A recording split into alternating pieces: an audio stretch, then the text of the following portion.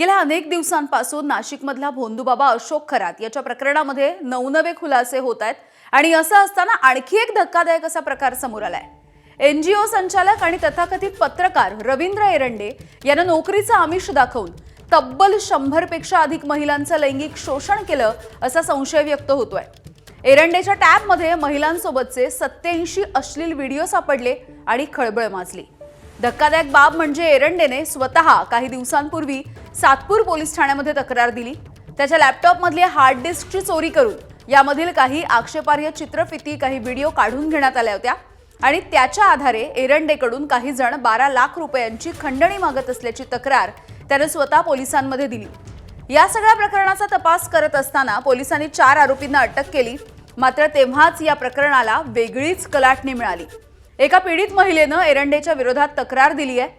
पीडितेच्या मुलाला सरकारी नोकरी लावून देण्याच्या नावाखाली याच एरंडेनं महिलांचं लैंगिक शोषण केलंय।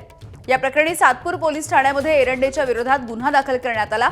त्याच्याकडून 4 मोबाईल, 2 पेन ड्राईव्ह आणि एक मेमरी कार्ड देखील पोलिसांनी जप्त केलाय।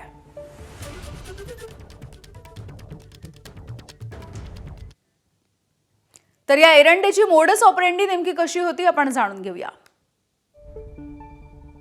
नोकरीच्या आमिषानं एरंडे हा महिलांना जाळ्यात ओढायचा। पीडित महिलांना नाशिक आणि इगतपुरीमधल्या हॉटेलमध्ये नेऊन अत्याचार केले जायचे। महिलांच्या सोबत शारीरिक संबंध ठेवून त्यांचे व्हिडिओ बनवायचा। एरंडेच्या टॅबमध्ये 87 अश्लील व्हिडिओ आढळले। 4 मोबाईल, 2 पेन ड्राईव्ह, एक मेमरी कार्ड देखील सापडले ज्याच्यामध्ये आणखी डेटा असण्याची शक्यता आहे। 2003 ते 2024च्या दरम्यान अनेक महिलांचं लैंगिक शोषण केल्याचा संशय देखील आहे पोलिसांना। पीडितांमध्ये अंगणवाडी सेविका, आशा वर्कर, घरकाम करणाऱ्या महिलांचा देखील समावेश आहे।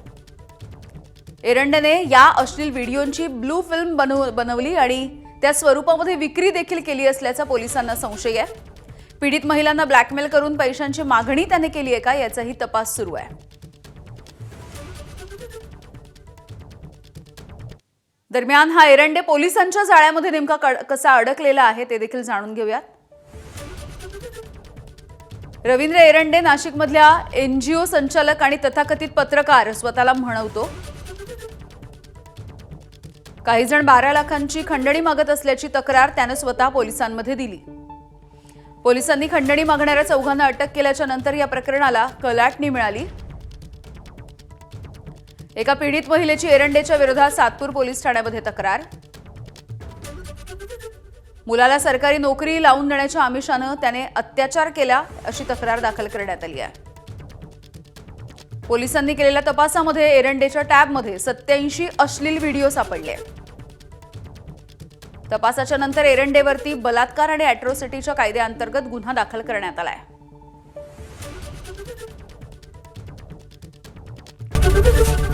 एबीपी माझा, उघडा डोळे बघा नीट।